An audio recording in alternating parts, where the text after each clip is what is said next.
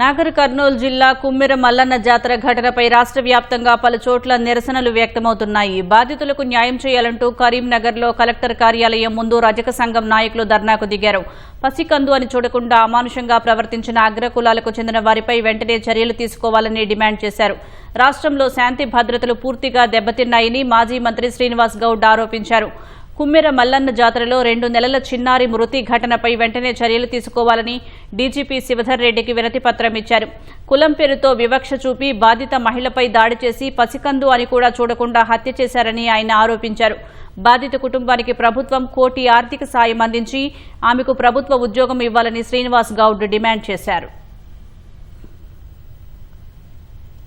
కులాలకు మతాలకు అతీతంగా ఈ సంఘటనపైన స్పందించాల్సిన అవసరం ఉంది.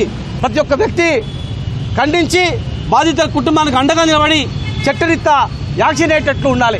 లేనట్టయితే పెద్ద ఎత్తున మేము కార్యక్రమాలు చేస్తాం. భారతదేశంలో కూడా ప్రతి రాష్ట్రంలో కూడా తెలియజేస్తాం.